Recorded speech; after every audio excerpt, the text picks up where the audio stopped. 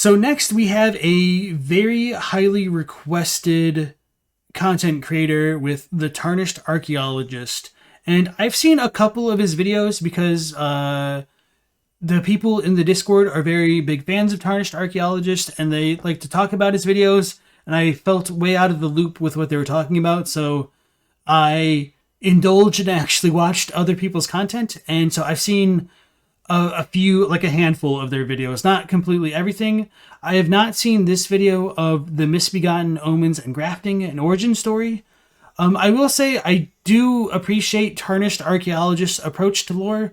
I do think that they tend to fall into a pitfall of overly relying on the visuals of the games, where I'm not entirely certain we should place as much value on them as I think they need at times. Well, I said that terribly. I think placing too much value on the visuals doesn't work as well as it should, because FromSoft tends to reuse a lot of assets, and that just kind of muddies the lore sometimes, because it's kind of difficult to tell if something is supposed to be actually significant or if it's just reused because they are saving on production costs or just overlooked things, and we don't really know the full story. But nonetheless, I do really appreciate a lot of Tarnished Archaeologist videos. I'm already subscribed, so very interested to see what they say about the Misbegotten, Omens, and Grafting. So let's go ahead and dive on in.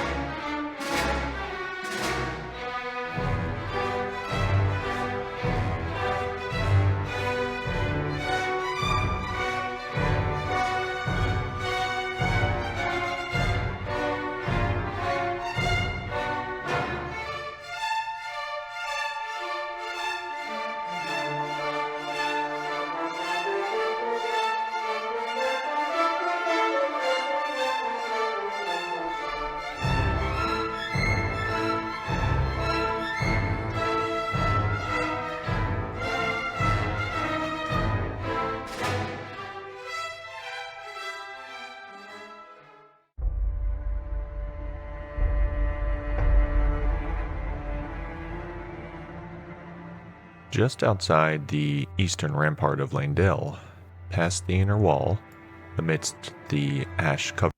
Alright, I hate to pause it so early before he even really starts talking, but I'm like, wait a second, is this a Tauntaun situation? What's going on here? Okay, alright. Just outside the eastern rampart of Leyndell, past the inner wall, amidst the ash-covered remnants of the rampart, a striking scene is unfolding, and one that, while initially easy to overlook, one scene is impossible to forget. Here, a collection of misbegotten, until this point in the story only framed as repulsive and pitiful pariahs who were subjugated by the current order, and who are most notably seen in Castle Morn, hacking their former masters limb from limb, are seen here doing something we've never seen them do before. They're praying.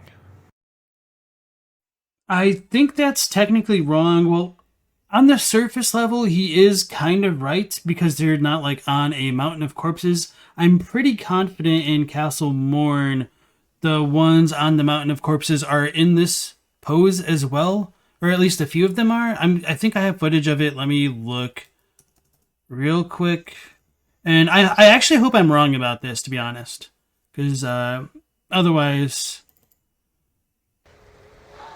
So yeah, this dude isn't exactly hacking. I don't think I zoom out on this clip, but I don't think that's terribly different from what they're doing right here. Let me see if I have another one. Let's not. I'll let him go on with this so far. But so far I disagree with this premise right here. And this goes back into what I was just saying a moment ago, that sometimes it's a little bit unclear if things are meant to be relevant to the story or if they're just kind of reused assets. And this one I feel is just a little bit arguable, because you might be able to say, well, maybe these Misbegotten were placed first, and then the Castle Morn ones are the reused assets. So it just becomes a little bit of a snafu trying to discern what's supposed to be relevant sometimes with visual design. But nonetheless, I've always appreciated these kinds of observations, even if there are civil disagreements. And like I said a moment ago, I would have loved to have been wrong, because that would have just been a cool new idea to me. Anyway, Astinex says, in the back of Castle Morn, there are some that seem to be praying. Yeah, okay. That's more like screaming or boasting. The one praying is using both hands. There is one next to the Sword Saint statue, as he calls it, and that one seems to be praying a bit more. And we also have some Misbegotten over here by Graves. So I definitely think he's half right here, or maybe more like 75% right. But this is not the example to use right now. And he might switch it up right here. A group are found praying to a set of graves, with a perfumer overlooking the scene. Some appear to be crying or praying to the perfumer itself. And most provocative of all, a single scaly Misbegotten is seen praying to a saint statue. So Astinex says there's one in the back area praying at Castle Morn. So let me go back to my footage, because I should have that somewhere. I don't know if I have it beforehand here. I know that's too far in. And so to economize on the space of my disc, I did actually get rid of my first playthrough of Elden Ring that has literally all the footage of everything. So I don't think I have more detailed footage available on hand. I do have it backed up on an actual hard drive, but I'm not going to worry about that for right now. But I might go back and look to see if Astinex is correct and they do have this kind of pose in the back area. Because I think I know what you're talking about, right before you go down to the Leonine Misbegotten. Let me just double check one more time. Yeah, I think I skipped it because this was in my second playthrough, so I skipped a lot of the less important stuff. Anyway, thanks for bringing it up. We'll look it up sometime. This is one of the most evocative and, frankly, startling scenes in the whole game. Not for its bombast, but for its understated intrigue. Who are the Misbegotten mourning? Why here? And, most importantly of all, why would they pray to a saint statue? The answers to these questions will completely change how you see these forsaken creatures, their role in the greater story, and the central narrative of Elden Ring.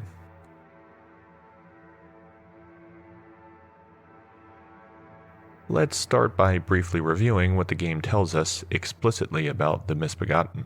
The winged Misbegotten ashes tell us, quote, the Misbegotten are held to be a punishment for making contact with the Crucible, and from birth, they are treated as slaves or worse, end quote. This text establishes that Misbegotten are born this way, not transformed, consistent with the meaning of their name. Misbegotten, meaning they were. Between it being misbegotten and the paint me like your French gal pose, this is just some peak accidental comedy material right here. Sired or conceived incorrectly. So already we have a hint that there is something interesting about their heritage, or at least how they were produced. We know from Perfumer Tricia's ashes that they are considered impure, like the Omen, and that at least some perfumers tried to purify them, which helps to explain the presence of the perfumers in that opening scene outside of Leyndell's Rampart. The Crucible Scale, Feather, and Knot talismans all read, quote, a vestige of the crucible of primordial life. Born partially of devolution, it was considered a signifier of the divine in ancient times, but is now increasingly disdained as an impurity, as civilization has advanced, end quote. These descriptions are quite informative for a few reasons. For one, the game makes it clear that these features used to be considered divine, but are now considered impure, indicating there was a time during which the Crucible was revered, a fact further attested to by the mere existence of the Crucible Knights, who, by the way, seem at least partially allied with the Misbegotten. Second, one of these vestiges is called a knot. Unlike the other parts that appear in animals, knots don't.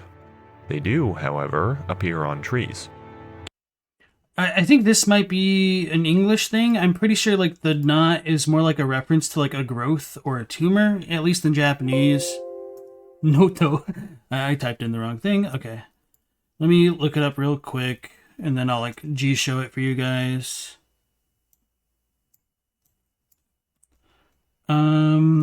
Okay, I'll do the full like thing right here and then I'll break it down further.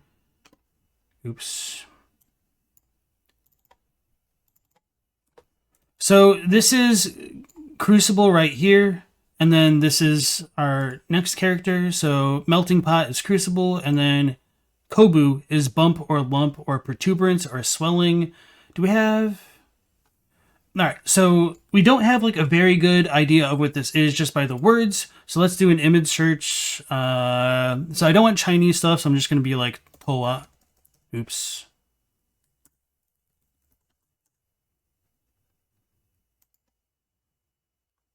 So yeah, it's definitely not necessarily like a tree knot. But again, this is me looking at the Japanese side of things, and I know the Tarnished Archaeologist doesn't look at that, and I don't blame them because they don't necessarily know Japanese to have this context. And to be fair, I think there is the argument of the death of the author and that the English version of the game should stand alone. So this is just a little bit of a fundamental mismatch in the way that we approach lore. So I don't necessarily think that like the Tarnished Archaeologist's approach is wrong.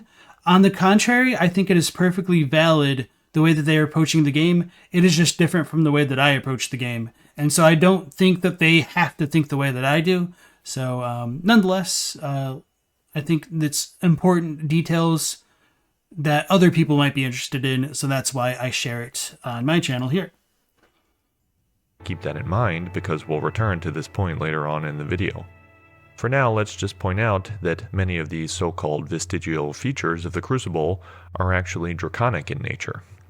The Misbegotten have dragon scales, dragon tails, and even wings. It's kind of funny that we're watching this video.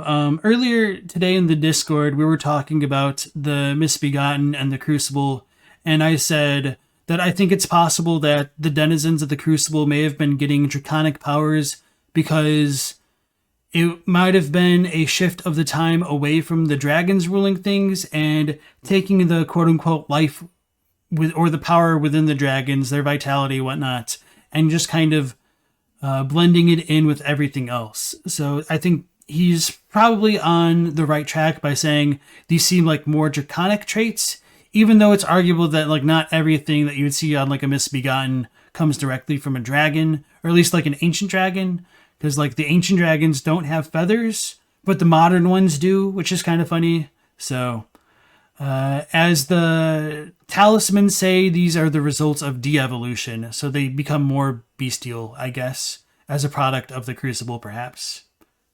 Dragon tails, thanks, Teen Sith. All right, Chubby Owl, thank you for swinging on in, and be safe swinging on out, and good luck with your exam tomorrow. Take care. The Misbegotten are chimeric creatures, in fact visually inspired by hybrid taxidermy, the so-called art of combining different animals into a stuffed, mixed chimera. The practice became historically prominent in the Age of Exploration, when expeditions were charged with bringing back evidence of exotic new species. As it turns out, some of the more sensational claims of discovery were in fact the creative designs of the taxidermists themselves, rather. Hey guys, it's Godwin. The Fiji mermaid. So I didn't know about the other, like the origins of like the hippogriff looking like thing. So I appreciate these kind of direct references. I guess it's not really a griff with a fish tail, but yeah, I didn't know. Oh, it's a Capricorn. I should read sometimes. I didn't know about these specifically. I don't necessarily think like the devs pulled from this specifically as much as it is just be like a cultural, a cross-cultural icon, really. Like, you have stuff like this in Final Fantasy. So, does anything, or like even the Mega 10 series, or sorry, Shin Megami Tensei, or like the Persona games, like this has been a long mainstay fantasy cornerstone of just like society. And you could even like tie it back to like Dungeons and Dragons and Tolkien and other things. But certainly, this might have been the origins for all of those. But I digress. I think sometimes this is getting a little bit too far bogged down in the details for my liking in terms of like lore analysis.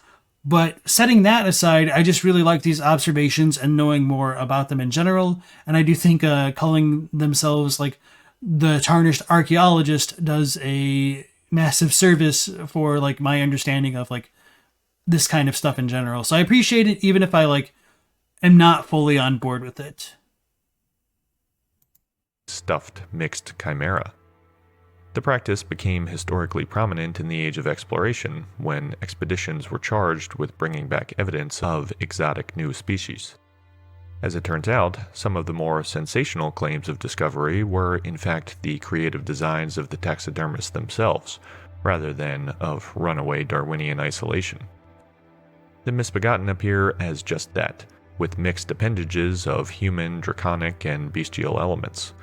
While the different flavors, or species, if you would, of misbegotten are each informative as to the details of their own deep lore, and perhaps actually reflect individual specific creation events, we will focus today on the misbegotten as a group, rather than on the individual subtypes.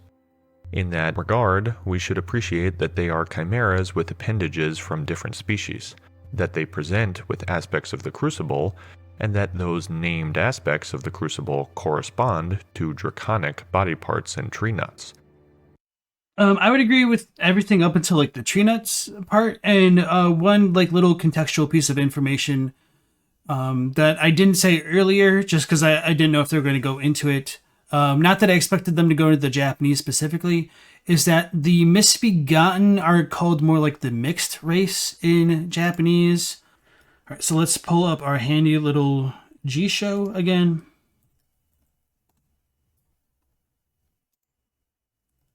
So this is the term for misbegotten. So konshu. Well, so it doesn't have like a direct like dictionary correlation because it's a kind of like made up word.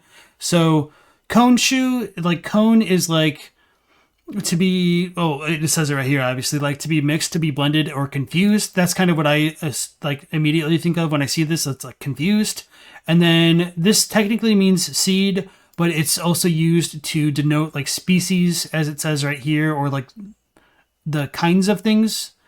So they are a mixed kind, essentially, like, or a blended species. That's kind of what misbegotten means in Japanese. I don't think misbegotten is like the best way to convey that in terms of like textual messages, but at least visually they do very clearly look like chimeras or chimeras. Damn it. I used Alt F4 instead of Control W. I'm going to need to pull up the video again. My mistake. Draconic. So I think Tarnished Archaeologist is on the money by saying that like these are chimeras, and it's a little bit clearer in the Japanese is kind of what I'm ultimately getting at, and I just wanted to give you guys that bit of extra context. Body parts and tree nuts. Fair enough so far. But to dive in further and uncover the real story of the misbegotten, we need to untangle some of the metaphorical specifics through their real-world allusions. And for that, we need to draw on, once again, how tree biology and arboreal practices are used as literalized metaphors of lineage and birth in this land of magical sacred trees. We've previously invoked crown sprouting and copsing, clonal sprouting and serotiny, all phenomena linked to tree life cycles and forest management. So yeah, I didn't know about crown sprouting until I saw Tarnished Archaeologist's video, and that was a very insightful video that they made. So, like I said before, while I don't necessarily agree with everything, I still do think there's a lot of value in these kinds of observations, and they've helped me out. So, just giving credit where it's due while I can. In this episode, we will invoke one more, a pretty significant one that will not surprise you. To understand the Misbegotten and the other creatures that display features of Elden Ring's deep past, we need to talk about grafting.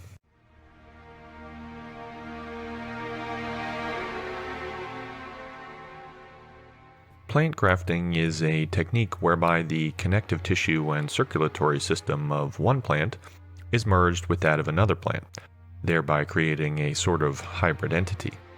The upper new part is typically called the scion, while the plant onto which the scion is grafted is called the rootstock. This can be done with the same species, of course, but is often done to combine a scion selected on the basis of its fruit production and a rootstock selected for its hardy roots. A typical example of this would be the production of citrus. All commercially farmed citrus fruit, from pomelos to limes and everything in between, come from chimeric trees, where the fruit-bearing part of the tree is a different species from the rootstock, like a delicious lemon tree grafted onto an unpalatable but hardy Japanese bitter orange tree. This produces a fusion of body parts into chimera that gives advantageous aspects of specific appendages from different species. Of course, in Elden Ring, there are abundant allusions to grafting, most notably Godrick the Grafted and his grafted scions. But the role of grafting in Elden Ring's story goes far beyond these superficial allusions. You see, as we've elaborated on extensively in our Cycle of Life trilogy, in Elden Ring trees are not merely metaphorical constructs for lineage and descent, but are literally the conduits through which genetic propagation occurs. So, like, another translation note is, hold on, let me pull up the name for the grafted scion, the full name. And this might be like a little bit of a coincidence in English, but I think it's a brilliant example of like localization going well.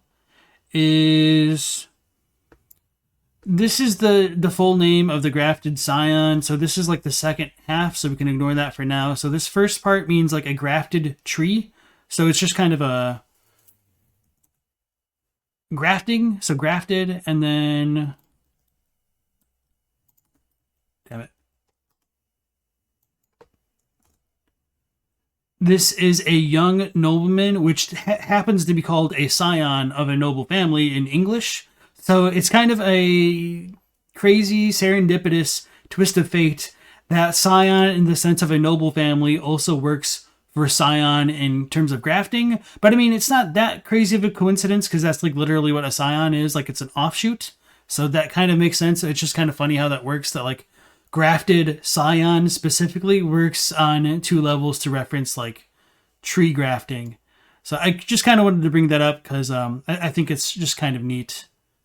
Feel like Marge Simpson right now. Stella, nice to see you again. They do that with apple trees too, because it's the only way to have that type be consistent across several trees. Yeah, I almost paused it earlier to be like, hey, did you guys hear about the dude who grafts like 100 different apple trees together to have like a tree of 1,000 fruits or something like that? So that stuff is like very fascinating to me. I have known about grafting before Elden Ring, so it's kind of interesting to see how they incorporated it into their kind of game mythos and their in-world universe. Scowl Easy says, you still think Godrick would have been cool as a pursuer-style enemy and grafted new things onto himself throughout the game? That's actually a really cool idea that I hadn't considered. He just gets more random stuff onto you, or onto himself. Yeah, that would be really, really cool. Eldegusta says, apparently an old edition term for the Misbegotten were aberrations. That's true. Now this makes... I kind of wonder what aberration really means in English. So, and sometimes, like, it's a little bit unintuitive, but one of the more nuanced things of translation comes from, like, knowing your native tongue better well. So it's a departure from what is normal, usual, or expected. Deviates from the normal type, that's kind of close. Converge at one focus because of limitations or defects in a lens or mirror. So aberration is kind of close to like what they were going for, like the misbegotten and like whatever, they're like the mixed species in Japanese. So like aberration isn't quite there either, misbegotten isn't quite there either, but I'm not exactly sure what's better. So I'm not trying to like criticize them and say they should have done a better job. Like it's a very difficult thing to localize. So there's a bit like hits and misses. So I would say like Grafted Scion, they knocked it out of the park. Misbegotten, they did what they could, you know? So that's just kind of one of those things. People are born through the Erdtree and are recycled back to its roots when they die. Oh yeah, and this is for context for anybody who hasn't seen some of his other videos. He is of the opinion that the Erdtree literally takes in like the remnants of people and gives a literal birth to a new body, I guess. Whereas I'm not entirely on board with that. So let's let me back it up slightly just so he could like say his thought. Elaborated on extensively in our Cycle of Life trilogy, in Elden Ring, trees are not merely metaphorical constructs for lineage and descent, but are literally the conduits through which genetic propagation occurs.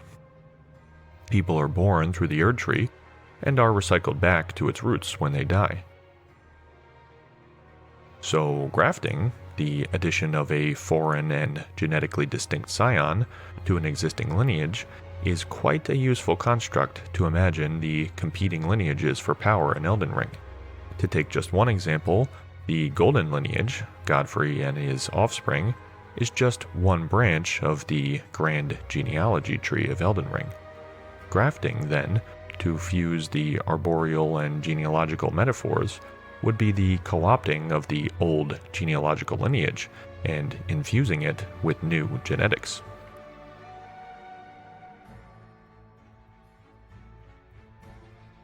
So now the question is, what is grafted onto what? What's the scion and what's the rootstock? As it happens, you probably already know about the rootstock of Elden Ring's world. Like we've mentioned previously, and is quite apparent when exploring the vast catacomb system in-game, the root system of the Lands Between is far more extensive and ancient than the Erdtree, which is merely the latest incarnation of a sacred tree, though we'll return to the specific case of the Erdtree in a moment. This root system stretches from the northernmost tip of the mountaintops to the southernmost tip of the Weeping Peninsula, and is, we are told, one giant, contiguous root system. Here is the rootstock of the Lands Between. What's odd about this ancient rootstock of the Lands Between, which is so ancient and so vast, it is essentially the foundation of this world, is that it apparently used to produce, well, coniferous trees. All of the dead spectral trees in the mountaintops of the giants are coniferous, seemingly all destroyed by some great catastrophe, like a great forest fire, and the resulting new growth shrubbery is just setting in. In the Altus Plateau. Yeah, the spiritual trees have kind of piqued my interest. I'm not entirely sure what to make of them yet. Man, the assets for the Mirage Tower are just so goofy from a distance. Anyway, ADHD moment, I guess. Let me go back to see what he said about the trees again. It apparently used to produce, well, coniferous trees. All of the dead spectral trees in the mountaintops of the giants are coniferous, seemingly all destroyed by some great catastrophe, like a great forest fire, and the resulting new growth shrubbery is just setting in. In the Altus Plateau, there are only two types of trees, the older conifers, many of them withering and sickly, juxtaposed with the brilliantly autumnal deciduous trees. I think that's a really good observation that I hadn't made myself. So I'm going to try to pay more attention to that in like subsequent playthroughs and stuff. And one of the things that has like that I've tried to pay attention to are like the kinds of trees in Fair Missoula, because I don't think they fully matched anywhere else. So hopefully he goes into that in this video. But yeah, I hadn't considered about like the so-called like evergreen type trees or ever orange trees and the other ones there. But are they necessarily older? Wouldn't that make sense just because that's just how the life cycle of a normal forest, that the conifers are going to be older because they're evergreens? I'm not a botanist. I should look into this a bit more, I guess. The evolutionary path is older for conifers. Small waxy leaves are very early. Yeah, so that's kind of my basic understanding. And I think like that's going to be the case for most forests, even in real life, that these are going to be amongst the tallest of trees because that's just kind of like what they evolved to do. Whereas like these ones are typically going to be a little bit shorter and make more of like a canopy for a forest than these things. And they would like fill in the gaps where like these didn't grow. But anyway, trees for the forest, I guess. We'll see. Juxtaposed with the brilliantly autumnal deciduous trees. And most suggestively of all, the old reliefs of what we've called the Great Tree clearly shows a conifer, inspired by the ancient Norway spruce known as Old Giko, whereas the Erdtree relief is clearly deciduous. So the rootstock used to produce conifers, but now the dominant form is that of an angiosperm, a deciduous tree. Let me look up angiosperm real quick because I don't know my trees super well, and I have looked into the Erdtree. I've wondered whether or not. So the issue with the Erdtree itself is that it doesn't actually have like a one-to-one comparison to a real life tree. So an angiosperm is a flowering plant that bear flowers and fruits. So pines bear seeds? Are they not considered fruit in this context? They include all forbs, grasses. Oh wait, I should show it for you guys. They include all forbs, grasses, and grass-like plants, a vast majority of broad-leaved trees, shrubs, and vines, and most aquatic plants. So what's the difference between a conifer? They're a group of cone-bearing seed plants, a subset of gymnosperms. Gymnosperms? This is like TV tropes where you just find one hyperlinked word and you just follow all of them until you know absolutely everything about nothing useful to anybody. A plant that has seeds unprotected by an ovary or fruit. Gymnosperms include conifers, cycads, and ginkgo.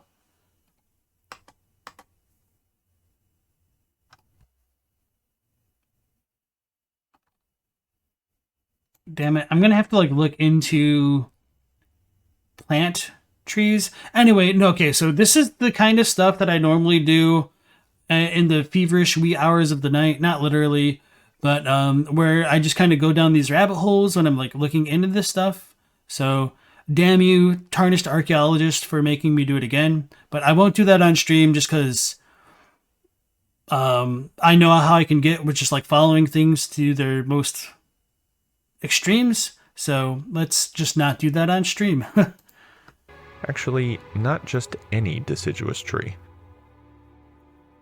The Erdtree in its Teen Sith says pine cones aren't fruit. You're not wrong, but I mean, there's the difference between like the fruit in like the scientific term, I guess, or like, you know, the difference between like what a fruit really is versus what you get at a grocery store. Because like tomatoes are fruit. I don't understand it super well, like, but and anyway, really getting off topic there. It is 5:27 in Scotland. Okay. It is the wee hours of the higher plane. Not just any deciduous tree.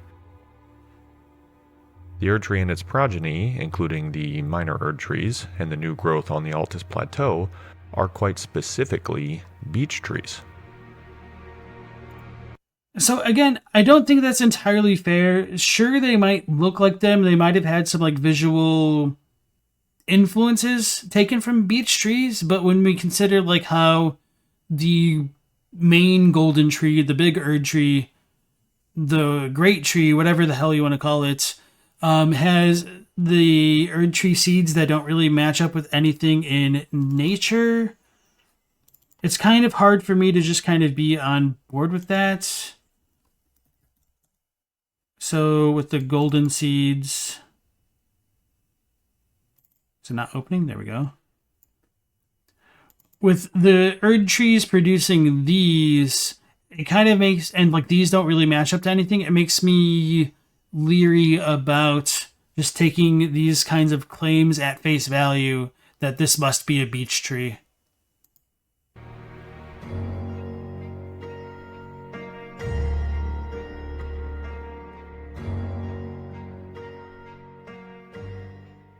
The leaves of the Erd tree match quite nicely with the leaves of a beech tree.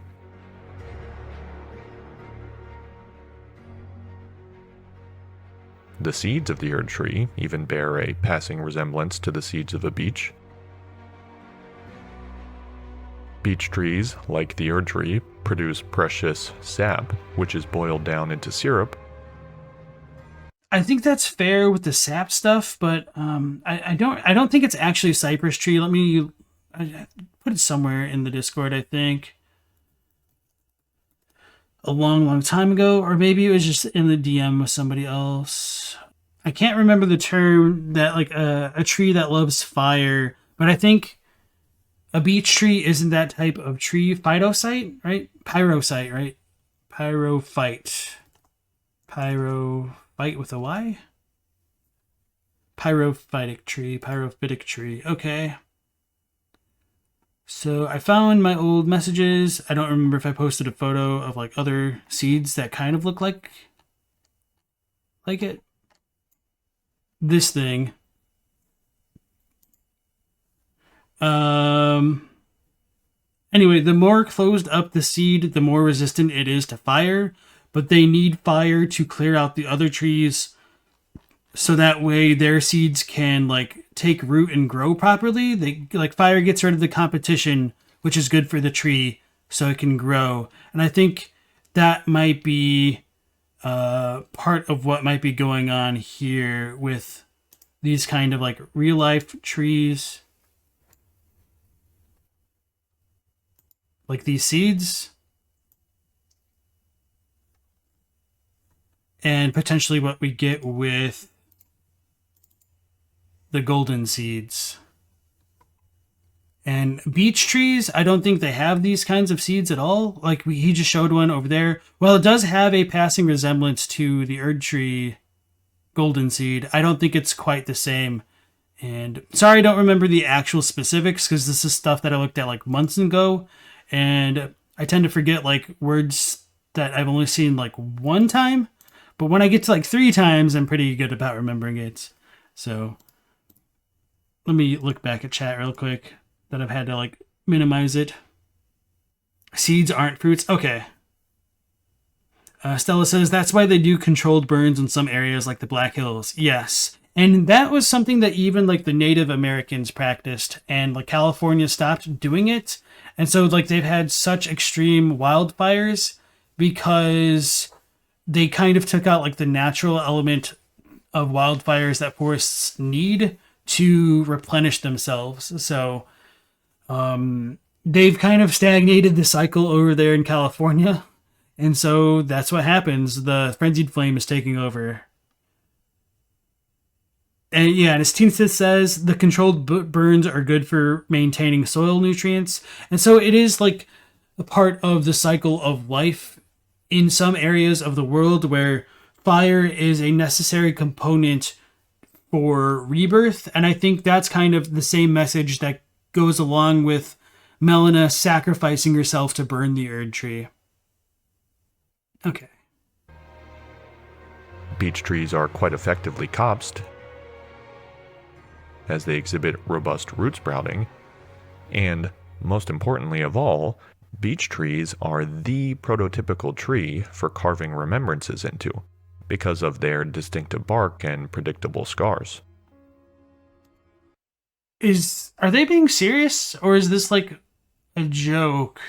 Because the timing felt more like it was supposed to be a joke, but I don't know if that's like actually supposed to be sincere. Anyway. The Erd Tree, the tree of memories that stores the remembrances of the bosses we collect in game, is a beech. The remembrances.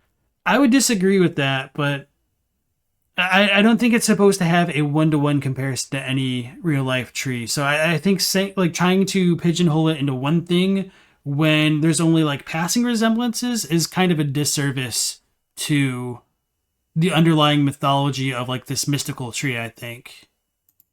Of mighty warriors literally hewn into its trunk, like the memories of so many teenage friends and lovers in our own world. In fact, the association between writing and beech trees in Norse and Germanic cultures is so tight that the word book actually derives from the word for beech tree.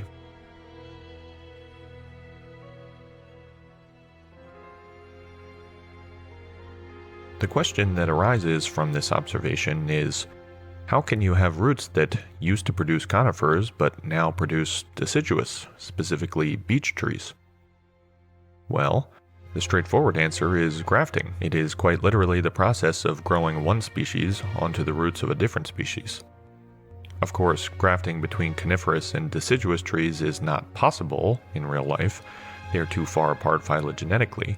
But when you're talking about magical golden trees, it's not so great a leap. The emerging story here is that the Erd tree was grafted onto a pre-existing vast rootstock, the roots of the lands between. And interestingly enough, the Elden Ring seen in Farum Azula during the reign of Dragon Lord Placidusax actually shows an extensive root system, indicating that the rootstock was already of paramount importance during the age of the dragons. It's no huge leap to imagine that the Farum Azula Elden Ring and its life-giving powers were used to actually produce dragons and beasts during this era, in the same way that the current Elden Ring and the Erd Tree are used to produce people in this era. If that statement is confusing to you, we'd recommend watching our Cycle of Life trilogy. But the TLDR version is that the Erd Tree literally produces people. And if the Erd Tree produces people through the power of the Elden Ring, it's fair to postulate that the dragon version of the Elden Ring produced, well, dragons back in their heyday. This helps to explain why Godric refers to the slain dragon he grafts onto himself during his Phase 2 transition as a, quote, trueborn heir, end quote. Mighty dragon, thou art a true-born heir. Likely referring to the fact that dragons come from the original rootstock. This rootstock, which sprouted coniferous trees like the Great Tree Relief, was at one point used to produce dragons. In fact, a neat little potential artistic inspiration for this process may come from the process of making so-called dragon eggs by sanding down pine cones, an art form that has influenced our collective image of a dragon egg and its pop culture depictions, for example, in George R. R. Martin's Game of Thrones. I'm not sure if this is just like a Western thing. I've never heard of it. I don't know how much like the devs would have taken it into consideration. But maybe making the Game of Thrones reference is the right play to make, because we do know George R. R. Martin had some influence over the story of Elden Ring. But it just doesn't feel that weighty to me to just like kind of fully agree with. Serotinous pine cones, which need intense heat to open and release their seeds, undoubtedly will remind some viewers of Dany's dragon eggs, which only hatch in the presence of a great conflagration.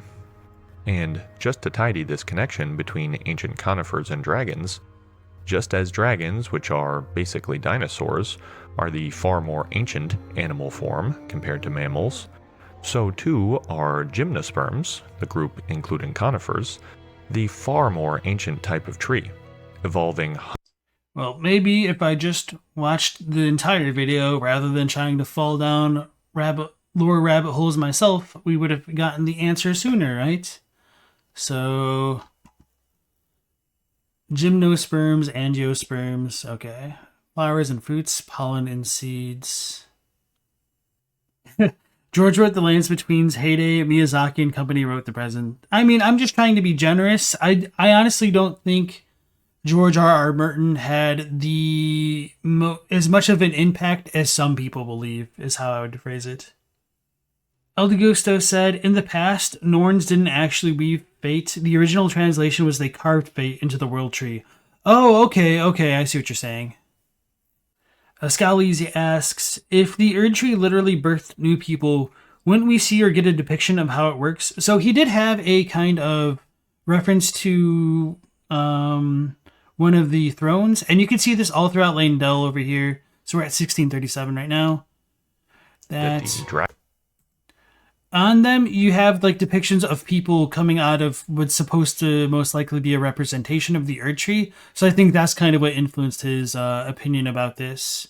And you can see this in Stormvale as well on some of the chairs there. This is a fairly reused asset, but all over Leyndell, and I think this is even on banners in Leyndell. I was going to look for it, but it'll just take me too much time for like a very minor detail. Pool says, if people aren't born from the Erd Tree, then what were they coming from, since births were stopped after all? So yeah, I'm not entirely on board with the idea that the Erd Tree was like the genesis of different species, because I think that becomes more problematic when we try to discern the origins of things like the Numen, the demi-humans, alabaster lords, and all of their potential relations to like the humanoid tarnished,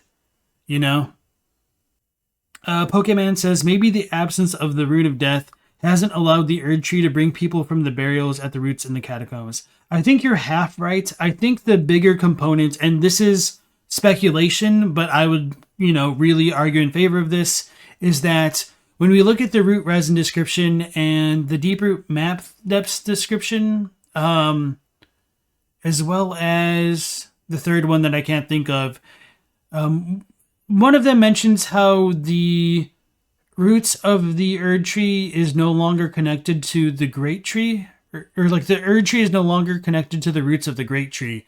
So in English, that makes it sound like the Erd Tree and the Great Tree are very different things. In Japanese, at a first glance, they also kind of sound like different things. However, there are some caveats to that. And I talk about this quite a bit in a video that I made, my first Elden Ring video about the Crucible, the Golden Order, and all that, and the Great Tree and the Erd Tree, whatever I titled it. And I even made like a brief short about it. But in Japanese, singular and plural aren't often made explicit. So when it talks about the Great Tree, we do get the Great Tree being a reference to the big Erd Tree in Leyndell. However, that is just called the Golden Tree in Japanese. So Golden Tree is Erd Tree, and most people, when they think of Erd Tree, they're only ever going to think of the big one in Leyndell. However, there are other Erd trees, technically, with the minor Erd trees. So with the deep root depths map description and root resin, it might be trying to say that the roots of all of the minor Erd trees were connected to the Great Tree's roots in Leyndell. And that's a little bit up for interpretation just because the Japanese text is vague. And I don't really fault the localizers for not getting that, because like I've said before, the first time I looked at the root resin description, I thought the Great Tree and the Erd Tree or the Golden Tree were meant to be different things, because that's just kind of how it reads at a first glance. You really need that extra context to come to that kind of alternative interpretation there. Lilith says that you don't believe the idea that there was a previous large tree before the Erd tree. It's questionable. I do think there's a good possibility that there's a tree. I'm just not sure because there's some issues both if you argue for it and against it. And I'll probably get into that a bit more as we go into the video because I think he's going to get back to this, like that point. The far more ancient type of tree, evolving hundreds of millions of years before angiosperms, like the beech tree. So, an ancient coniferous rootstock during the Age of Dragons is quite spot on, actually. So with that conceptual framework in mind, let's return to the story of the Misbegotten. As we've said, they are chimeras, but not chimeras with just any random assortment of features, but rather they have a combination of human, bestial, and draconic features. In horticulture, this is simply known as a graft hybrid or graft chimera, and produces plants with features mixed and matched between the two species. This mixture of two discrete genetic lineages is exactly what can be seen in grafting, and it would seem to indicate that the Misbegotten were born from a sacred tree in an era during which there were both human and draconic lineages. And as it happens, we know exactly what this period was in the lands between. It was the Crucible era. As we've described previously, the Crucible is quite specifically the period of multiple sprouts from a preserved root system after the trunk has been destroyed. If you'll recall, that is why the only known references to the form of the Crucible are to a tree, but the form shown in the Crucible helm and Siluria spear is not just any tree, but the very specific phase of crown sprouting.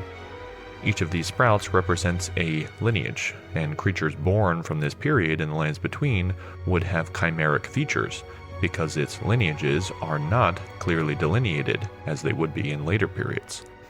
So now we know why there are all of these connections between the Misbegotten and the Crucible.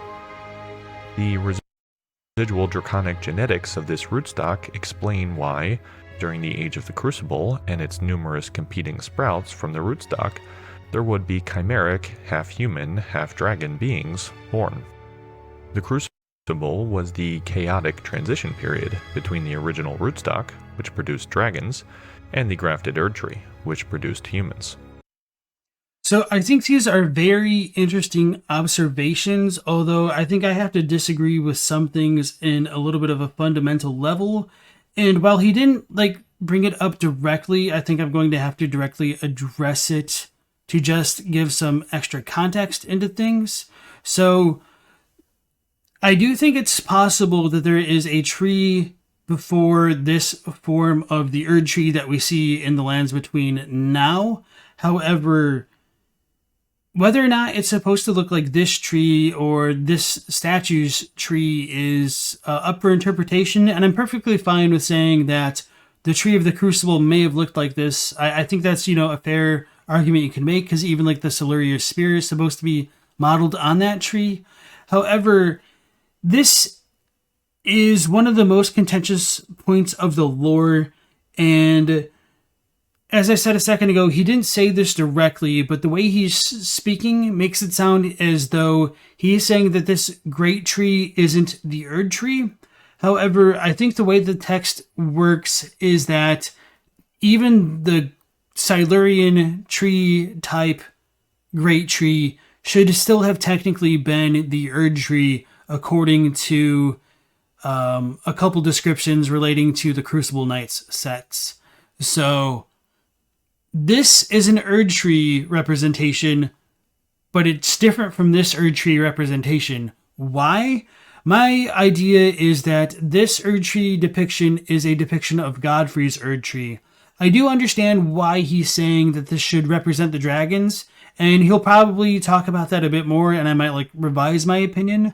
But we do know that there is an era before the Erd tree, and during that era, things like the Deathbirds did their stuff with flame, and that might have been what coincided with the dragons. And we'll probably talk about that more in depth later. But too long didn't watch. Summary of that would be there might be depictions of twin birds, which could be related to the death birds and like their outer god in Fair Missoula, amongst other places. And they have more potential ties to like the prehistory of the lands between that extend before the Erd Tree and like the Silurian tree might have ever existed. So hopefully that answers some of the questions that were going around in the chat about, do I not think that there was a tree before the Erd Tree? My answer is yes, asterisk, no, asterisk, in that this is the Erd Tree now, yes, but there might have been an Erd Tree before it. And as the Tarnished Archaeologist is hinting towards, this new form of the Erd Tree may have been grafted on the old one. I think that's probably a fair interpretation. But in terms of the way the game actually handles the text, there is no direct distinguishing between this Erd Tree and this Erd Tree, which makes things so much harder to discuss, and I kind of hate it as a consequence of that. So hopefully that makes sense. All right, Ask Next, thank you for staying in, and take care. We will be uploading the VODs later. The one that I have for Smotown that I edited down should be live soonish, hopefully, but it's just kind of stuck in getting checked by YouTube. And that's unfortunate. Anyway, let's go back to the video. In the Crucible Helm and Siluria Spear is not just any tree, but the very specific phase of crown sprouting. Each of these sprouts represents a lineage, and creatures born from this period in the lands between would have chimeric features, because its lineages are not clearly delineated as they would be in later periods. So now we know why there are all of these connections between the Misbegotten and the Crucible. So yeah, going back to the whole idea about producing dragons and the idea of, I forget the term he literally just said, of them being like spread around so much. Wouldn't this imply that the dragons had to have existed in some form to make their essence get passed down to these things? So I do think the dragons predate like the Crucible to some degree, which doesn't quite line up with the fact that there is a depiction of an Elden Ring in Fair Missoula, but I'll probably talk more about that depiction later as we go on. But to just summarize it super quickly, we have 3 different depictions of the Elden Ring, but 2 known eras of the Erd Tree. So I think the 3rd era that we don't know about would have been the dragons, which would have possibly predated the Crucible and the Erd Tree, or the Crucible/Erd Tree. Residual draconic genetics of this rootstock explain why, during the Age of the Crucible and its numerous competing sprouts from the rootstock, there would be chimeric, half-human, half-dragon beings born. The Crucible was the chaotic transition period between the original rootstock, which produced dragons, and the grafted Erd Tree, which produced humans. From this perspective, aspects of the Crucible, that is, wings, feathers, horns, scales, etc., are all aspects of the rootstock. As we mentioned before, there is even a Crucible knot talisman, a pretty explicit reference to tree knots, which form when branches are pruned or die otherwise. Alright, because he said something, I might be misinterpreting what he's saying, but I figured a visual representation might help, because I don't necessarily disagree, but I'm not sure if I'm 100% on the same page as he's saying right here.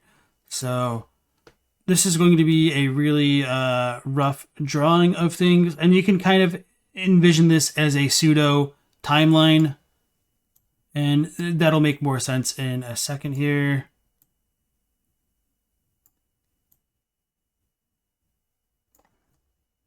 Let's go with, is this gold enough?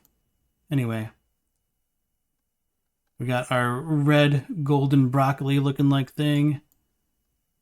Doesn't really matter. And so below this, we could say like these are the Great Roots.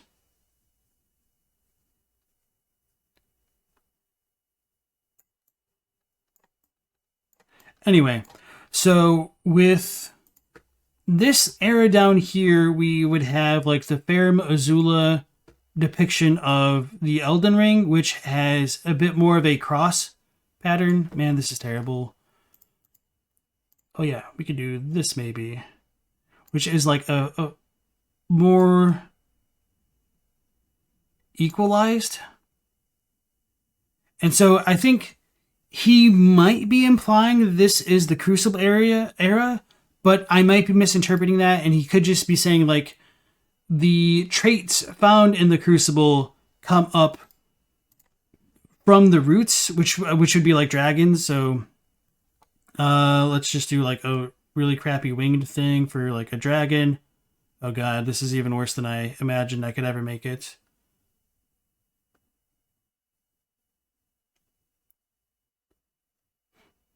And it's got extra wings because it's an ancient dragon, right? Anyway. This is our ancient dragon, A D. The funny thing is I made that stupid drawing because I was like, oh, my handwriting on MS Paint's going to be even worse. So we have the draconic stuff coming from the roots. And then from the roots, it goes up into the Crucible era, where we have Godfrey's depiction of the Elden Ring. Hold on. I actually have icons for this. I have photos of all of this stuff. What am I doing? Sort of. So this is Godfrey's depiction of the Elden Ring, which is the same as the Golden Orders to a degree, but different. So we have like a tree type symbol in the background, which is kind of similar to what you see in Ferrum Azula.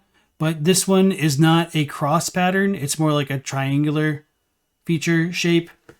And then this is the Golden Order's seal, which is Radagon and Marika's most current form of it. We no longer have a depiction of a tree, and I think this represents the Golden Order. So let's pull up the video again and my MS Paint stuff. So let me do this. So we have our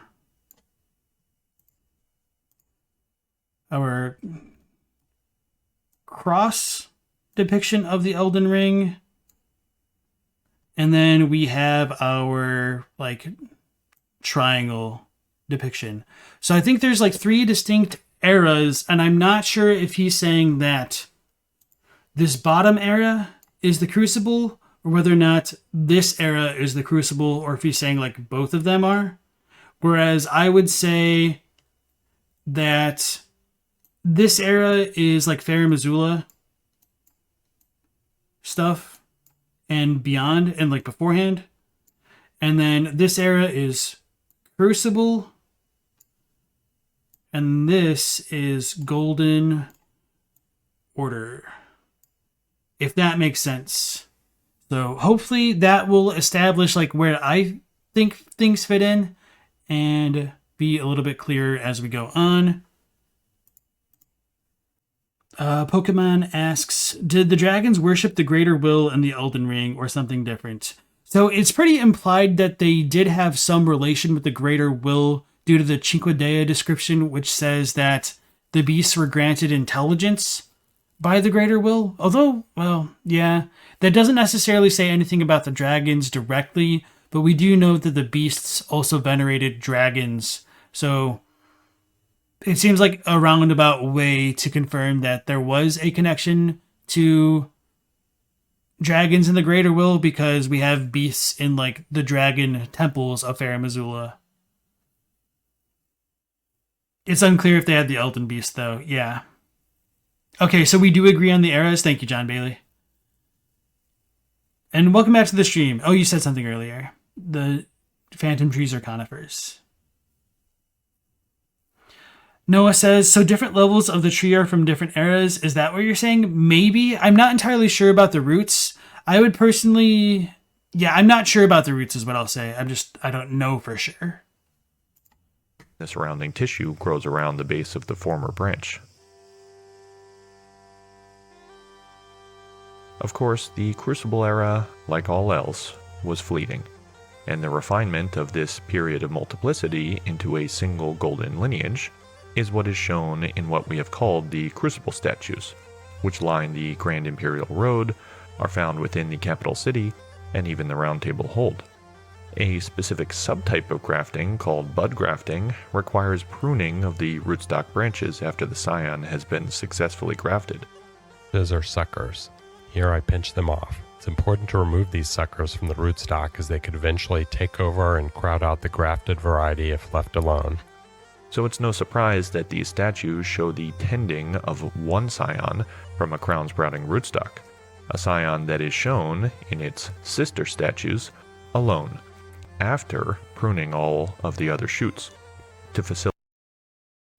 So this is something I found out very recently when I was looking for videos to add to the playlist. Sekido Doobie has shown that there are some like gigantic heads in the files that have the same shape as this thing, although they have like burn marks on them. So this thing was pretty explicitly burned, although that's kind of cut content, so take it with a grain of salt. So there is a relation between like fire and this gal, who is potentially sheltering a scion, as the Tarnished Archaeologist asserts, which I think is an amazing observation. Facilitate the growth of the golden scion. This statue is a depiction of grafting, specifically of the golden Erd tree onto a pre-existing rootstock, one that was associated with more draconic features than human, and ultimately the pruning of all of those non-Erd tree branches to leave a single golden scion. The vast human corpus of grafting techniques includes a variety of ways in which to foster grafted scion growth while suppressing the endogenous features of the rootstock. Medieval manuscripts lay out these processes and the use of a variety of tools to facilitate this process. Invariably, grafting is achieved by fostering rootstock health while suppressing the growth of its own shoots. In plant physiology, competition between sprouting branches is quite explicit and happens through plant hormones that are secreted from the tips of growing branches. As these hormones travel down the vasculature of the tree, they actually inhibit growth of other branches. This is the reason why pruning the tips of branches stimulates growth in other parts of the tree. Pruning removes the suppression, called apical inhibition, exerted by the robustly growing branches. These same principles are applied, of course, in grafting. While the rootstock is usually hardier and would often outcompete the grafted scion, because humans want the scion to grow and produce the specific lineage of the graft rather than the rootstock, tenders will prune rootstock shoots to promote the growth of the grafted scion. Likewise, an excellent substrate for grafting is right after a tree has been felled, all apical inhibition fully removed, and the stump, disinhibited while still having a healthy root system, sprouts out in a flurry of new growth, known as crown sprouting. All shoots being disinhibited is the perfect environment for grafting, and this is exactly what happened in the magical world of Elden Ring. After the felling of the Great Tree comes the Age of the Crucible, a flurry of new growth around the Great Tree's remaining roots and stump. Echoes of this may be found in a double entendre of the Old Fang description, which reads, quote, "These multiple overlapping fangs grow from a single root.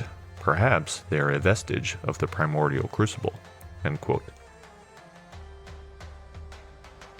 During this age, the golden scion is grafted onto the crucible, creating a graft chimera containing both draconic rootstock shoots and the grafted golden shoot.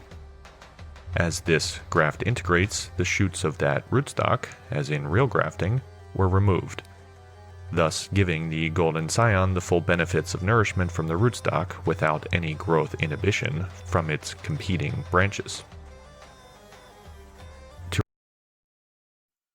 All right, so I don't know if they're going to go back to this idea, but I think it's kind of worth mentioning.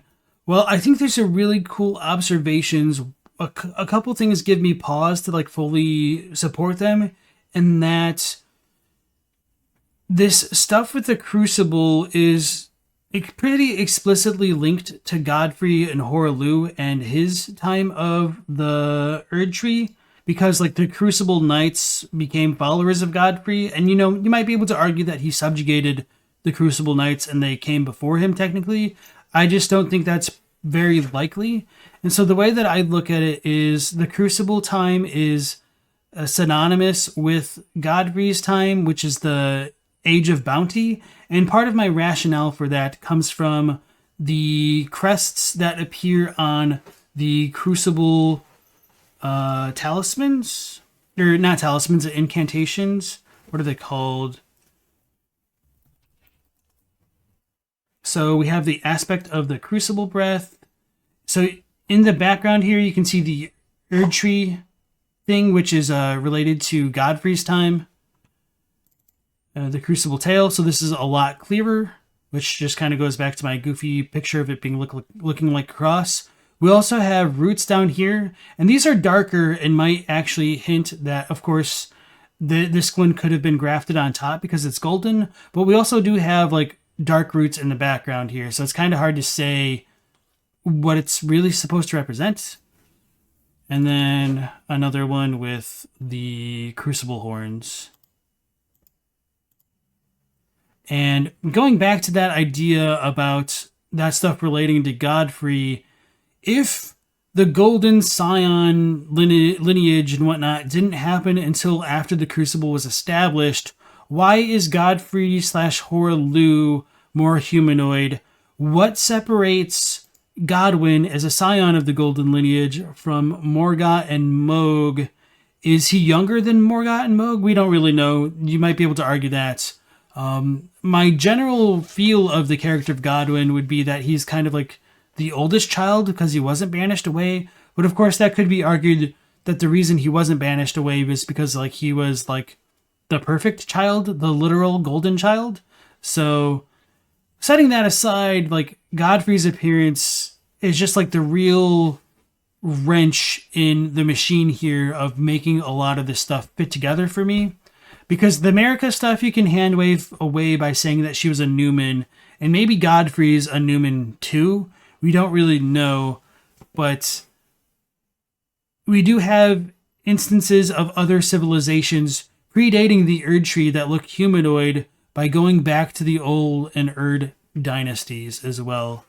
So I think there are multiple examples of very humanoid figures that predate the stuff relating to Godfrey and Marika.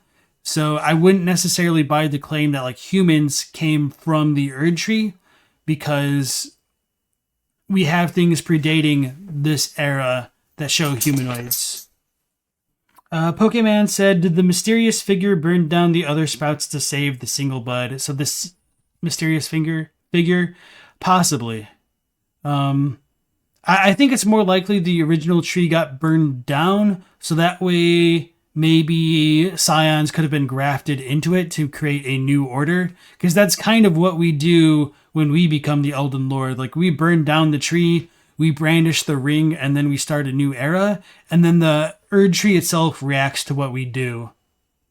So maybe there have been multiple Erdtree type trees in the past, but they might not have been Erdtrees always. And what I mean by that is the idea of an Erdtree or a golden tree might have only been incepted with Godfrey, and there could have been a great tree beforehand, but the great tree went on to become the Erdtree. So talking about this stuff is really difficult to keep terms straight as a result of that. Doesn't Godfrey have connection to the Beastmen through Sarash? Yes. But he subjugated the Beastmen, so the Beastmen were off doing their own thing, and then he came in. So yeah, it's really weird where like the Beastmen and the demi-humans fit in, especially because like the Beastmen were granted intelligence and stuff, and they felt their wildness slip away as like civilization took hold of them. To reiterate, this is the process we are shown in the Crucible statues. It is the essence of the Crucible, the primordial form of the Erdtree, a grand grafted beech tree onto a vast coniferous root system. Echoes of metaphors of cruelty of different peoples in the corpus of human history are clear in this story. and in a way beautifully conveyed through the subtle yet powerful metaphor of trees.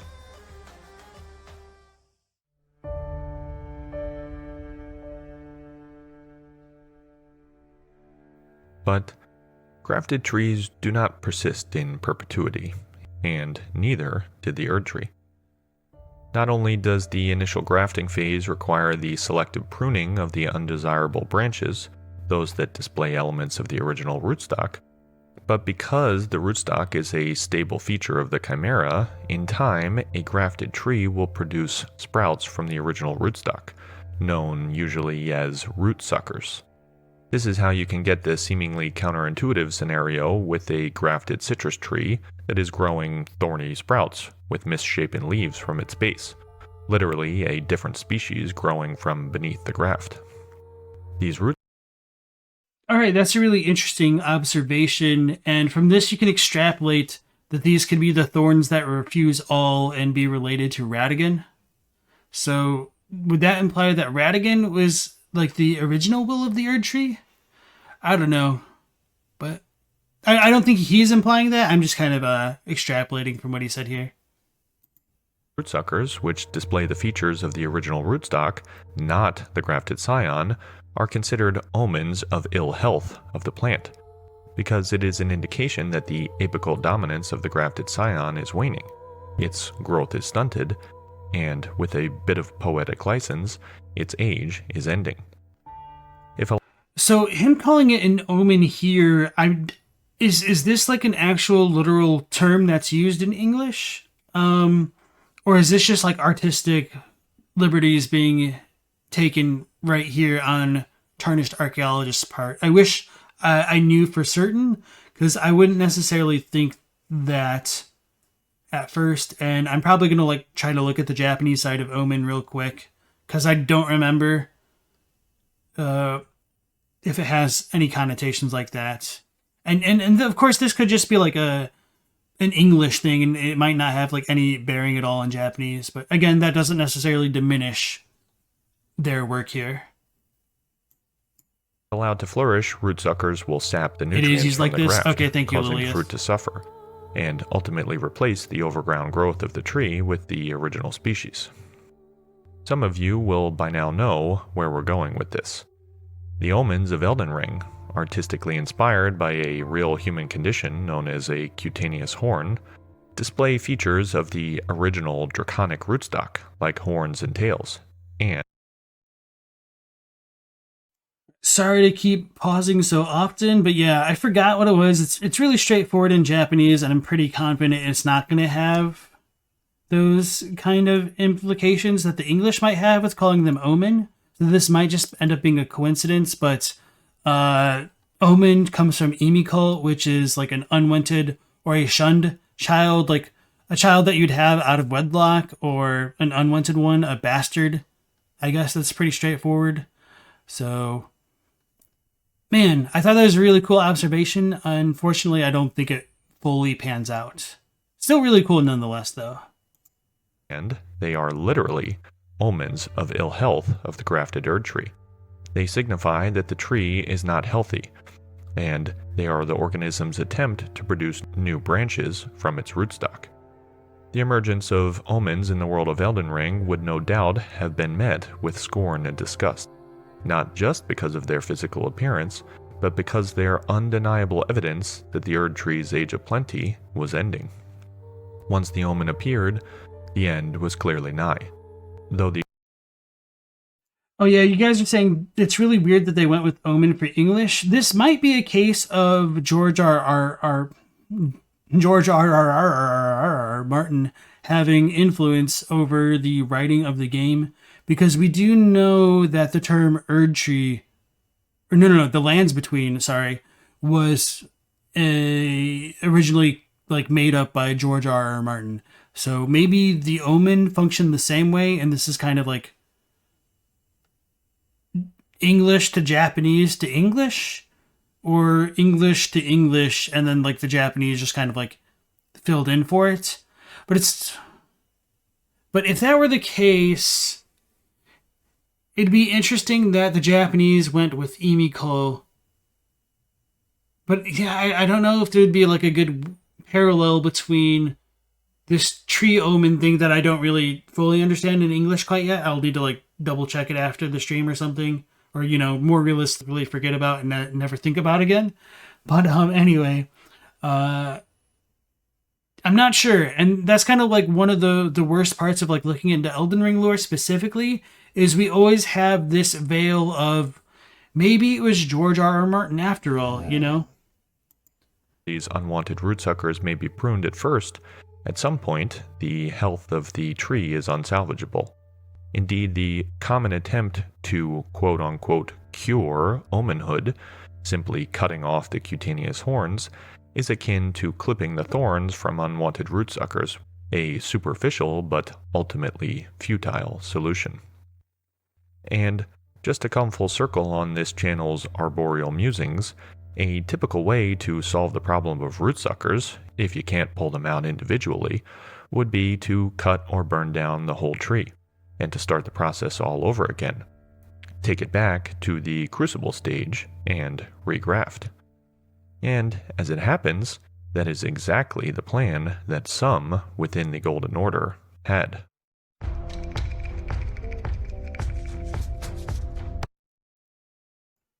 Sorry, I was totally dealing with the dog, and I didn't get to pay as much attention to that as I wanted, but I also had some thoughts, and I kind of forgot them because I'm monologuing right now. Is unsalvageable. Indeed, the common attempt to quote-unquote cure omenhood. Oh, right, with like pruning the omen horns. I think that's a very fascinating parallel, but I'm not sure I would agree with that entirely, just because the way that cutting off the cutaneous horns is akin to clipping the thorns from unwanted rootsuckers. The way that these horns work in Elden Ring with the omen specifically is that they contain the curses, which are most likely extraneous life from the omen. So maybe you can make the argument that their bodies are supposed to be one way and their personhood is different, but I don't really feel like it comes across that way. And I said that terribly. Let me try to re-say it. A superficial but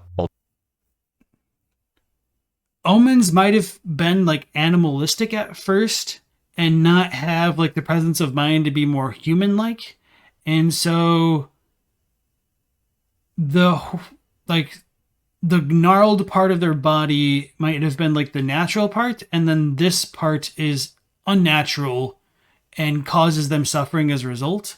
I think you might be able to make that argument. I just don't think that works super well with their visual design. I feel like the omen are their own thing, and then like the horns and stuff are extra stuff, kind of like how the misbegotten have extra limbs and appendages. I think these things are like comparable to the knots of the Crucible knot talismans. Lilia says, to be honest, the way the lore talks about the omen does suggest that they think this is some kind of physical blasphemy against the Golden Order. Well, that's because their horns have curses in them, and curses are like pseudo-spirits that can't return to the Erd Tree, and they have the ability to stop others from returning to the Erd Tree. And my rationale for that, and this is very heavy speculation, is that a curse is a mass of negative emotions, and it's a very common Japanese trope, and even a Western trope, that a reason that a spirit can't pass on to the afterlife is because they have deep-seated grudges or unfinished business which keep them bound to the material or physical world. And I think that's kind of what's going on with this. So the way that Dung Eater curses other people is a little bit more explicit in that he takes the cursed horn of an omen and puts it in a person's viscera, their like inner organs. And I guess that's enough to like keep their soul stuck to the world. And it's because their soul gets infected by these kind of negative emotions. So they can't like, they get too attached to what's going on in the physical world to fully pass on. And again, speculation, but I think it's a pretty good theory, if I do say so myself. Pat, pat, pat. ultimately futile solution. And just to come full circle on this channel's arboreal musings, a typical way to solve the problem of root suckers, if you can't pull them out individually, would be to cut or burn down the whole tree, and to start the process all over again.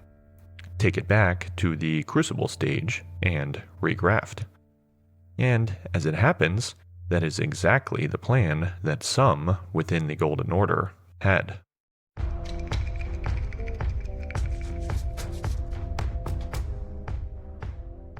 So, to summarize what we've discussed so far, the Farum Azula Elden Ring displays the Draconic rootstock, which is associated with the coniferous Great Tree. Outside of Farum Azula during this period, the Great Tree reliefs and saint statues are the predominant iconographic features. At some point, the new Elden Ring, the one that represents the Erd Tree, is grafted onto the rootstock. This is followed by a period of multiplicity known as the Crucible, during which there are sprouts from both the original rootstock as well as the grafted scion, the Erd Tree. But this period of multiplicity was ended by the pruning of the other sprouts, leaving only the single golden Erd Tree, and its life-giving power was then harnessed to produce a new type of creature, the golden-haired people of the Golden Lineage, with none of the draconic features that marked the prior age. So, I understand where he's coming from, I'm pretty sure at this point now, but I might be a little bit off basis, so just to go back to our silly little thing, I think I would disagree with what he's saying, though, because he's saying that the Crucible came later, and then from that we got the Golden Lineage further on down the line. But hold on, let me rewatch this so I could... The one that represents... Right, so he makes it sound like this symbol came after the Crucible, whereas I would make the argument, that this symbol of the Elden Ring, even though it's kind of upside down now, I guess that makes sense. I always thought it was a little bit weird. Anyway, I think the Crucible is synonymous with that version of the Elden Ring. And so I think in the Tarnished Archaeologist view of things, he takes the red portion of the Crucible tree and like combines it with the roots, whereas I would disagree with that, and I would say like this is where the Dragon Age ended with the root portion, and then Godfrey with this kind of depiction of the Elden Ring created the Crucible. So I don't think the Crucible is meant to be different from the root, or sorry, I do think the Crucible is supposed to be different from like what the Tarnished Archaeologist would say like the root period is. And I think the golden scions came into being during the Crucible potentially, or maybe they could have existed beforehand. We don't really know when Godwyn was first born. I think it's possible he could have been born before the Erd Tree was a thing, and maybe he was like the golden scion after all. I don't really know, but after that happened, I think the next Genesis era of the Erd Tree comes from Radagon appearing in the scene and sealing the Rune of Death to create the Golden Order, which does use almost the same symbol of the Elden Ring as you would get in the Crucible, except it doesn't have the cross shape. It has like the triangle shape on the outside. So hopefully that makes sense. And you can see my rationale for things. Since the Erd Tree is grafted onto the rootstock. This is followed by a period of multiplicity known as the Crucible, during which there are sprouts from both the original rootstock as well as the grafted scion, the Erd Tree. And so just to reiterate why I think that is, I don't think we have Misbegotten along with the dragons over here. I'm just going to like, okay, this is really bad dog. I was trying to make like a humped back person like the Misbegotten. I can give it wings, right? Terrible wings. I don't think we had Misbegotten with dragons. I think, if anything, they came into being with the Crucible. And once the Golden Order came in, they got rid of their misbegotten boys because they no longer represented what people were supposed to be. If that makes sense. So, misbegotten bad, people good, but I think misbegotten came in around this time, and people probably also existed to some extent because we have Godfrey down here and potentially Godwyn. But this period of multiplicity was ended by the pruning of the other sprouts, leaving only the single golden Erdtree, and its life-giving power was then harnessed to produce a new type of creature, the golden-haired people of the golden lineage, with none of the draconic features that marked the prior age. Following this, there was, of course, a brief period of abundance, the Erdtree's Age of Plenty. That era's wane was heralded by the sudden emergence of the omens. So again, the Crucible incantations use that imagery of this Erdtree. So this, I don't think we can separate the Crucible from this depiction of the Erdtree. So that's kind of why I have my pseudo timeline the way that I do. Alright, Pokemon, take care. That era's wane was heralded by the sudden emergence of the omens, anthropomorphized rootsuckers that displayed features of the original rootstock, and were thus detested by the Erdtree faithful. That even the royal couple, Godfrey and Marika, could produce omens is evidence that no one could escape the consequences of the Erdtree's waning vitality. With this in mind, we may answer the question at the outset of the video. No wonder then that the misbegotten outside Leyndell are seen praying to a saint statue. The misbegotten are vestiges of the prior rootstock order, represented by the saint and tree iconography. Likewise, it is no coincidence that the royal omen of the subterranean shunning grounds are found praying to the chthonic libation statue, which, as we've discussed in prior videos, is also a vestige of the prior pre-Erdtree age. The omens and the misbegotten, though born in different eras, each display features of the original rootstock, and they long for the era, the Great Tree era and its saints, when they were still seen as having touched the divine. So one thing to consider is that we do have misbegotten working with Marika to some extent because of Hugh's promise to her, and Hugh being in the Round Table Hold. And so sure, you might be able to argue that like even Hugh is from an even earlier area, but I don't know that you should differentiate the misbegotten and the omen from the timelines, because I don't know whether or not the misbegotten should predate the omen in the timeline, is what I'm trying to say, because Morgott and Mohg have an Erdtree seal on their seals. They're like shackles, but of course you might be able to argue the reason why the shackles have the Erdtree seal is because they use new powers to keep them down.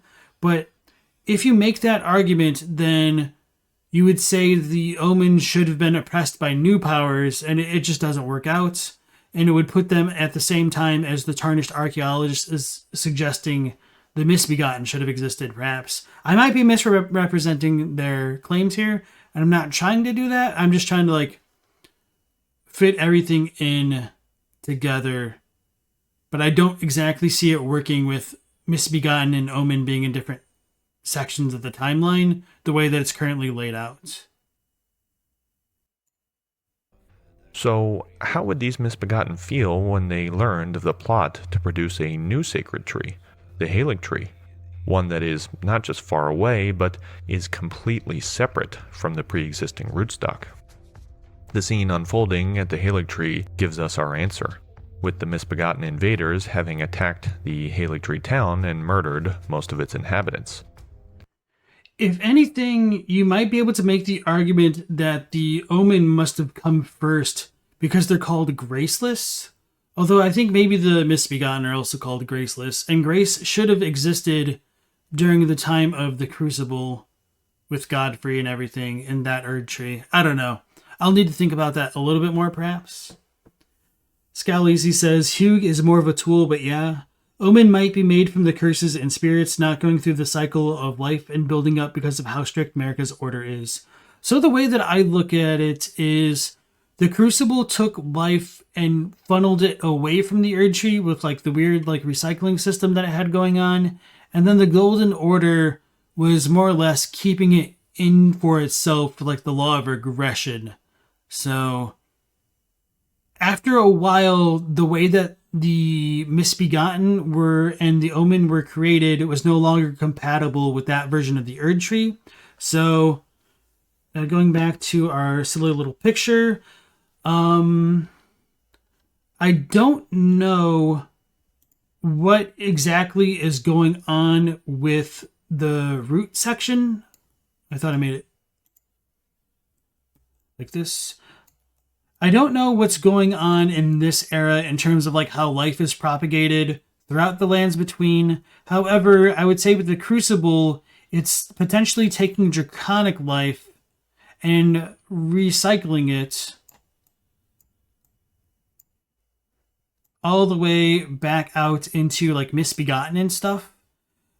And by the time it gets to the Golden Order, it stops that recycling system going out into other things and takes from things like Misbegotten, and rather than recycling it back into other stuff, it just stays into the tree, which is how we get our golden Loch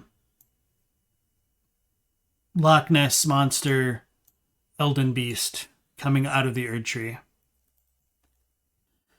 Evil Noah asks, are the Misbegotten based on something from Berserk or something else? Because when you first saw their faces, you were hit with the feeling of familiarity, like you've seen them before, but can't place where. Maybe? Because now that you say it that way, I don't think you're wrong. It might have been Berserk. Because we know, like, Miyazaki and the devs are fans of Berserk. Okay. This may seem like just a redux of the Castle Morn situation, a servant-class rebellion, but in reality this appears to be an invasion. That's why we see something called a Misbegotten Crusader in the consecrated snowfields, just outside the Halig Tree. While this may appear to be a mere rebellion, it may actually be a religious crusade. As we've described before, the Halig Tree's entire point is to be removed from the contaminants of the existing rootstock, once that rootstock had been irrevocably corrupted by Godwyn's Deathroot.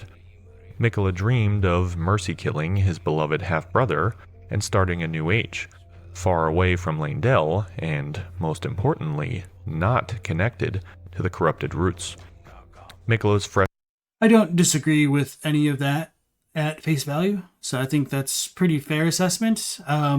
Maybe a little bit speculative, but yeah, I think it's good speculation.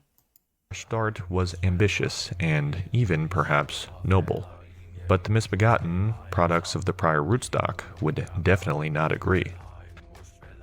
Likewise, Mohg, also contaminated by the ancient rootstock, seeks to divert the amniotic life-giving power infused by Miquella to create a new root system for the creation of an irredentist draconic rootstock dynasty.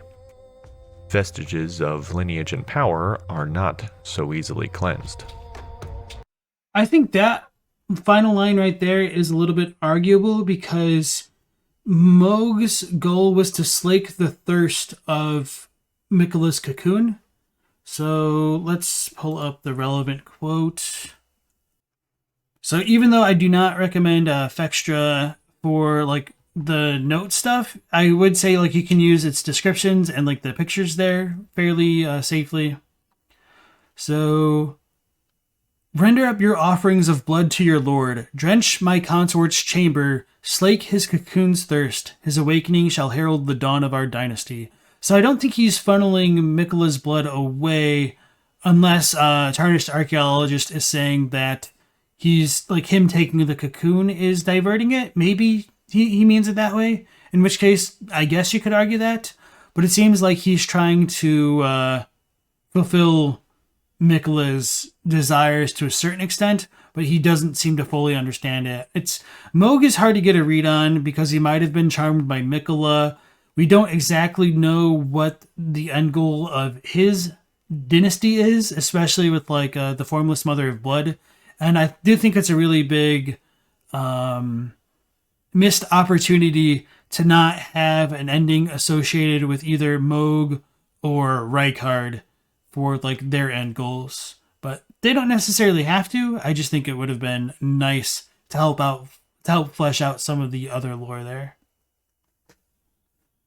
Scowleezy says, to rephrase their idea, Omen might be unique to Marika's order because of the way it was set up. Omen could have existed in earlier ages, but the Golden Order has the conditions to consistently produce them.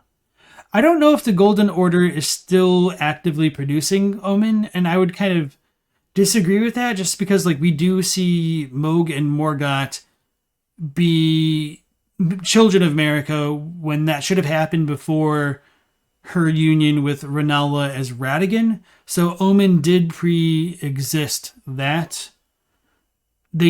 Omen definitely pre-exists the Golden Order is what I should say. But maybe the Golden Order still produces them. I'm kind of skeptical just because like the curse stuff.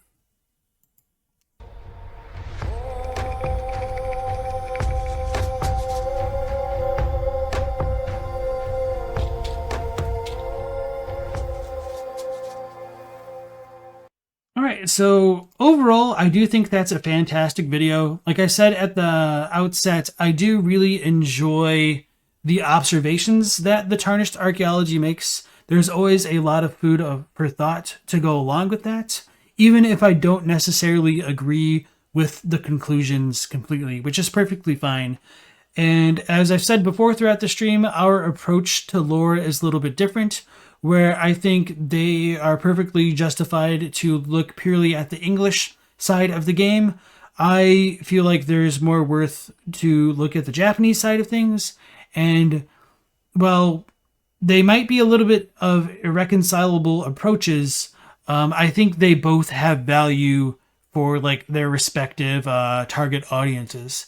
So I'm glad that we got to share this off in the stream, and we will also be looking at a couple more of the Tarnished Archaeologist videos as we go along. I also forgot to link the last video that we watched by Garrulous Goldmask, but this is the Tarnished Archaeologist video that we just watched. So if you guys enjoyed the video, go ahead and give it a like and give them a subscribe. And to go back to Garrulous Goldmask to give them some credits as well, this is Garrulous Goldmask's video about the Goldmask ending being the best choice in Elden Ring. So, with that being said, I think this will be enough videos for the stream tonight. We're not doing another 5-hour stream. I'm kind of physically spent out for staying up so late, so consistently. But anyway, I've had a blast. I've enjoyed all of you joining in. Thank you for joining or lurking. I appreciate it. Hopefully we'll see you live on the next one, where we'll be streaming again at 10 p.m. Eastern Standard Time. All right, everybody. So that'll be it for me for now. We'll catch you on the next one. Last Protagonist out.